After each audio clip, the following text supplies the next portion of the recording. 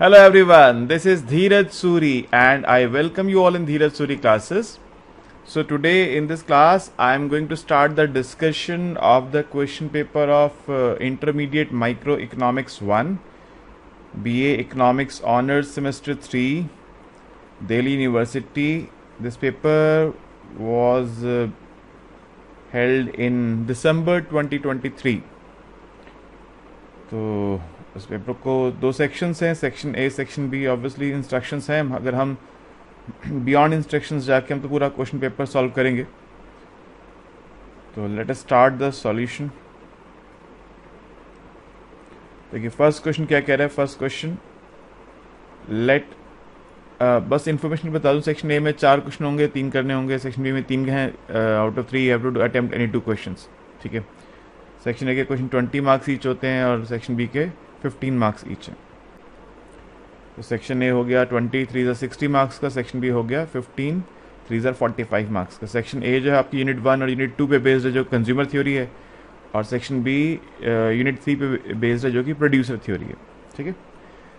First question क्या कह रहा है. A part, let utility function of a consumer be given by U X Y is equal to X Y plus X, where x and y are the two goods.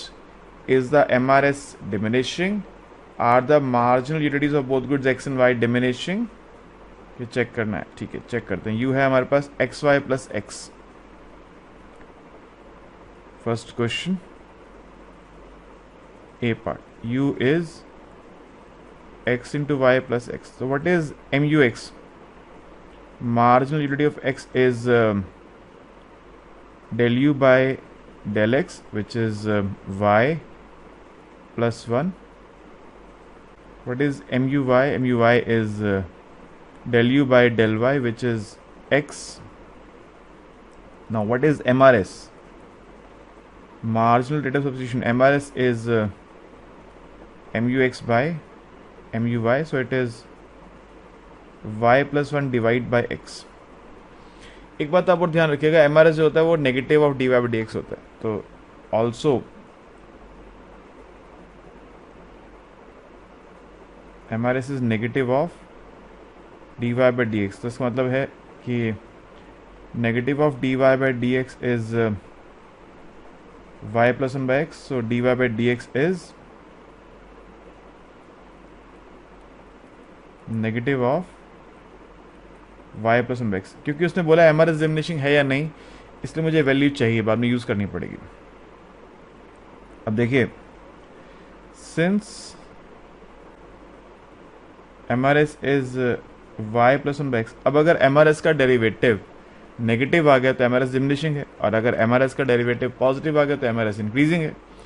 M R S का derivative 0 आ गया तो M R S constant है. तो d by d x of M R S would B, यहाँ लगेगा question two denominator as it is, y का होगा d y by d x, 1 का 0, minus Y plus 1 as it is x का 1 divide by X square. इसलिए मैंने यहाँ पे पहले निकाली हुई d y by d x मुझे चाहिए यहाँ पर. तो फिर डालते हैं यहाँ पे, तो क्या आएगा, x times minus Y plus 1 by X minus Y plus 1 divide by X square. ये X X cancel.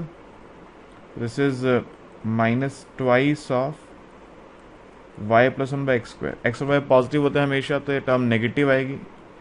M R S का डेरिवेटिव नेगेटिव आ रहा है. What does it mean? This means M R S is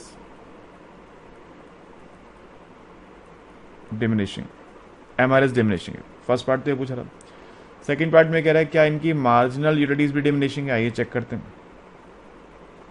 second part की बात करें तो M U x क्या आया था मेरे पास, एम यू एक्स आया था y plus 1. What is del by del x of M U x, 0. X है ही नहीं यहाँ पे. M U x is constant, diminishing नहीं है. So therefore M U x is constant. M U x is constant, that is it is non diminishing, diminishing नहीं है. और एम यू वाई क्या आया था, वो आया था x del by del y of M U y, तो 0 आ रहा है. अगेन सेम हमारा कंक्लूजन है, M U y is constant, this means it is not diminishing. तो एम यू एक्स भी डिमिनिशिंग नहीं है, एम यू वाई भी डिमिनिशिंग नहीं है। दोनों बातें हो गई। हाँ जी, एम आर एस डिमिनिशिंग है और ये दोनों डिमिनिशिंग नहीं है।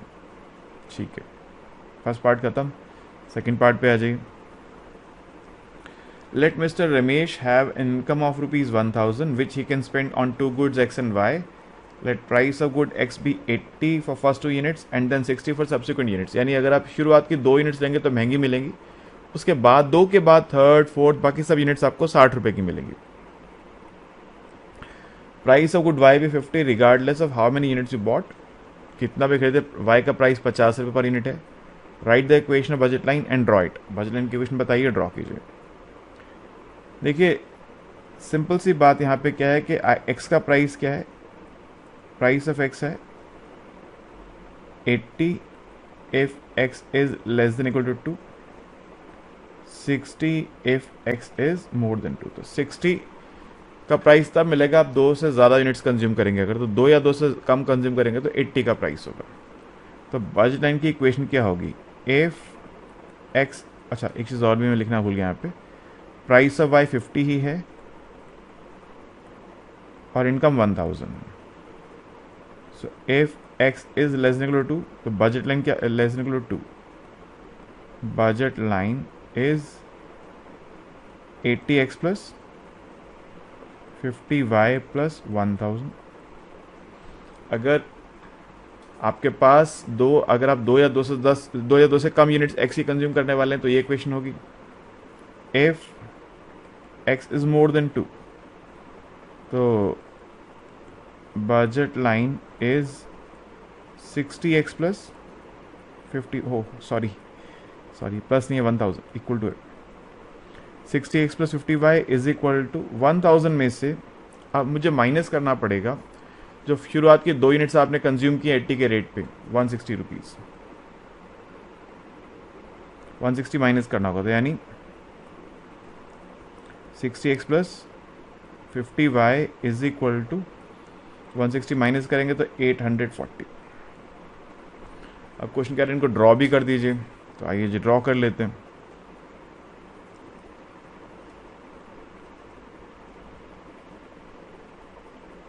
We take good x on horizontal axis, we take good y on vertical axis। तो अगर हम y की बात करें, सारा पैसा अगर हम y पे खर्च करने वाले हैं तो x ऑब्वियसली 2 से कम रहने वाला है। फिर तो उस केस में इफ x इज 0, अगर x 0 होगा तो यहाँ पर है, तो y कितना होगा 1000 बाई 50, तो ये आएगा आपका 20 यूनिट्स। ठीक है, y होगा 20, तो 4, 8, 12, 16, 20, बहुत छोटा बन रहा है, बड़ा कर लें। 2, 4, 6, 8, 10, 12, 14, 16, 18, 20, ये थोड़ा रीजनेबल हो जाएगा। 2, 4, 6, 8, 10, 12, 14, 16, 18, 20। तो इसका वर्टिकल इंटरसेप्ट तो जो आ रहा है वो आ रहा है ये x0 y 20। और अगर आप x की 2 यूनिट्स कंज्यूम करते हैं, x की 2 यूनिट्स कंज्यूम करेंगे अगर यहाँ पे इस बजट लाइन में, if you consume 2 units of x, यहाँ पे देखिए ज़रा, तो y कितना होगा फिर, when you consume 2 units of x, y के लिए बचेंगे 840 रुपीज़, क्योंकि 160 खर्च हो गए। 840 डिवाइड बाय 50 करके देखिए ज़रा एक बार, 840 में कल 16.8 आ रहा है शायद, 840 divide by 50, simple calculator allowed होता है एग्जाम में आपको, तो आप वो यूज़ कर सकते हैं। यार 16.8, हाँ जी। तो व्हेन x इज 2, x जब 2 है तो y है 16.8, it's almost here, this is almost at this point.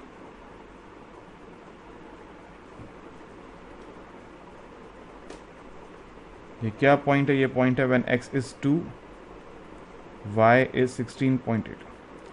अब अगर आप बाकी के 840 रुपीज़ भी x पर ही खर्च करना चाहते हैं तो y 0 हो जाएगा। तो y 0 का x कितना आएगा, 840 डिवाइड बाय 60, 14 6 84 होता है, 840 डिवाइड बाय 60, 14 तो ये 2 आप पहले ले चुके, 16 हो जाएंगे फिर आपके पास।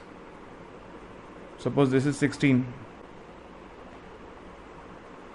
अब स्केल पे चलें तो स्केल पे चल सकते हैं वैसे हम,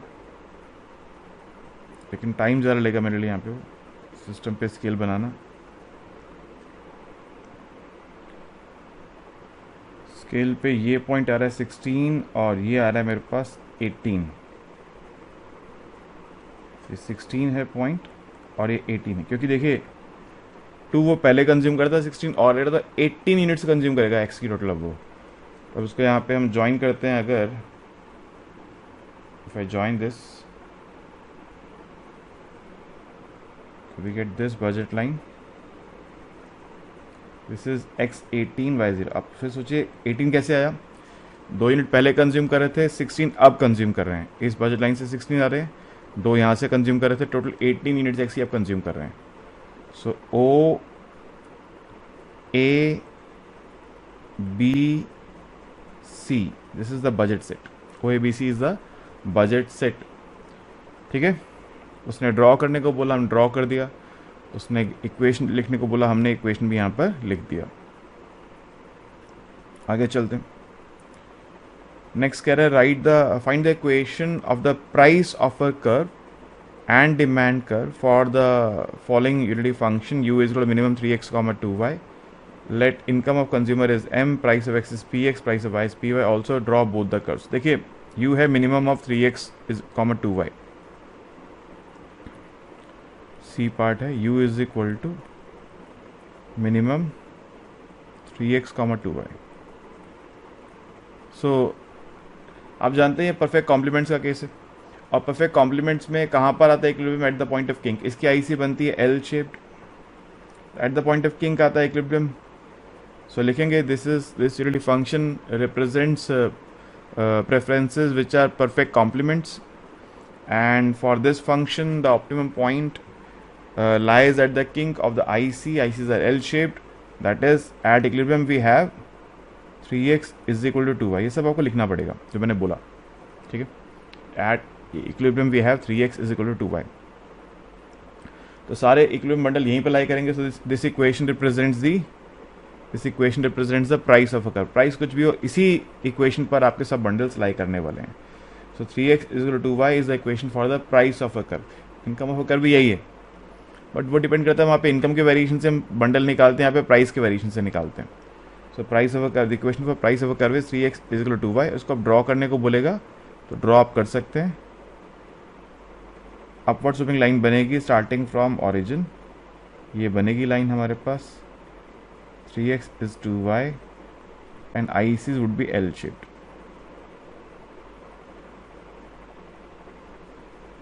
L शेप्ड ICs बनने वाली हैं, IC1 IC2 ये सब बनेगा। यहाँ पे x है, यहाँ पर y है।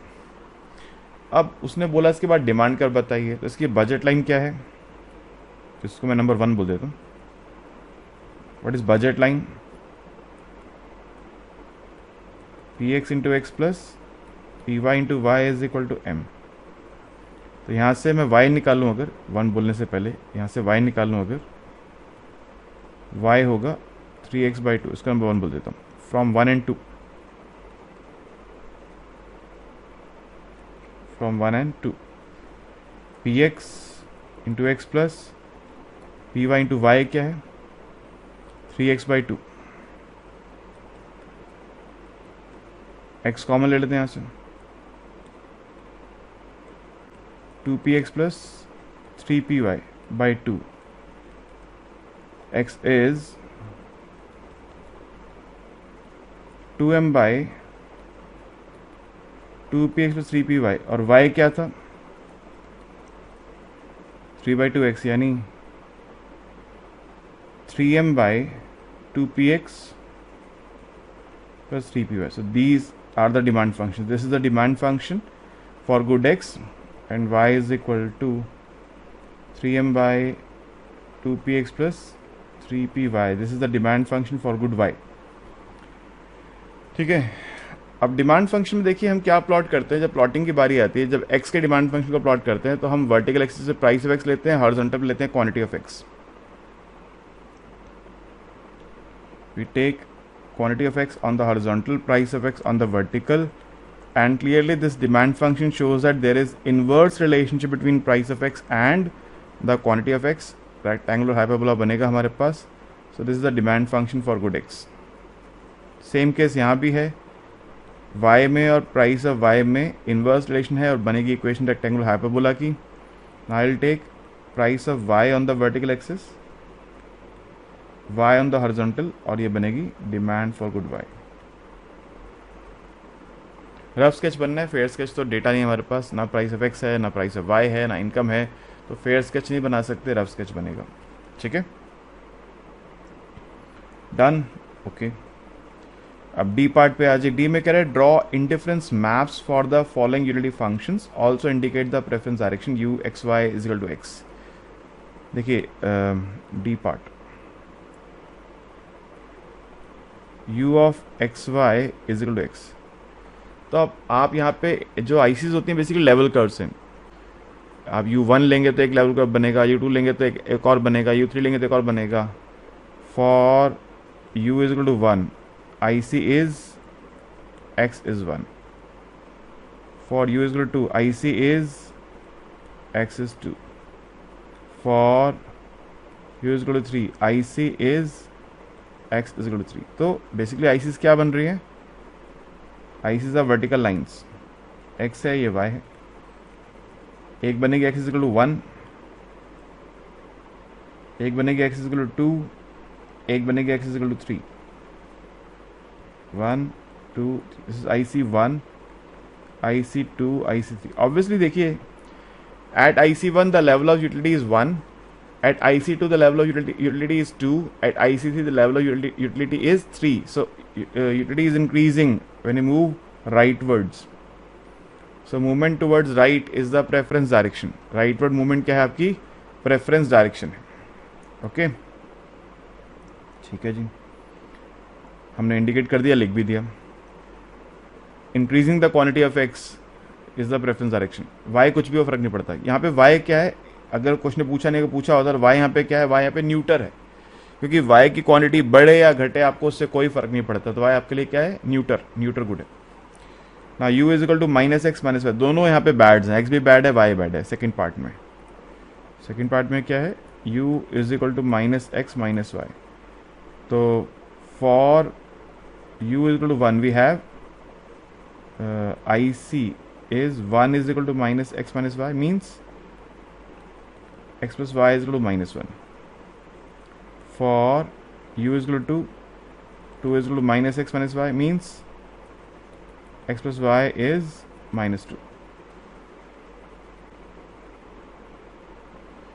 so this is x, this is y, ये 0 है, minus 1 minus 1.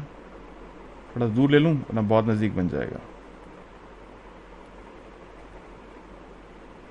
-1 -1 -2 -2. एक तो ये बनेगी IC आपकी,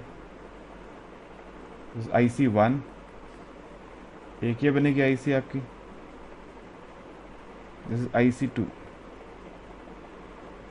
एंड IC1 से IC2 में जाना हमारे लिए हमारी यूटिलिटी को बढ़ाता है.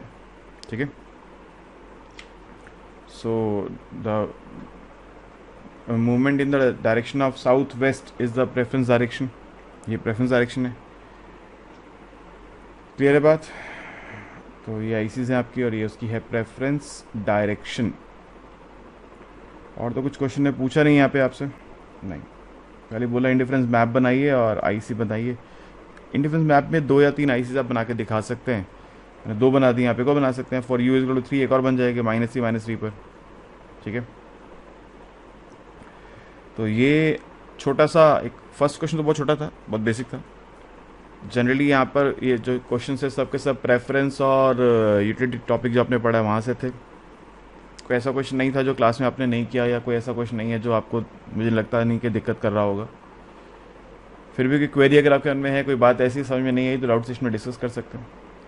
फिर नेक्स्ट क्वेश्चन नेक्स्ट क्लास में. इसके जो हमारे पास 4 + 3 7 क्वेश्चन हैं, सबको एक एक लेक्चर में करेंगे ताकि बच्चा जिस पर्टिकुलर क्वेश्चन को देखना चाहे उसी का वीडियो खोलेगा, वरना पूरा वीडियो देखना पड़ता है. तो हम इसीलिए इस तरह से देते हैं क्वेश्चंस रिकॉर्ड करके, ताकि जो क्वेश्चन में आपको दिक्कत है वही वीडियो देखिए. अदरवाइज हमारी कोशिश ये है कि आप खुद से एक बार अटैम्प्ट करें क्वेश्चन को, क्योंकि जो बच्चा खुद से प्रैक्टिस करेगा वही एग्जाम में जाके ठीक से क्वेश्चन कर पाता है. फिर भी कोई क्वेरी अगर आपके मन में है, कोई डाउट आपको है, तो डाउट सेशन में आप डिस्कस कर सकते हैं, right? Okay, thank you, good bye.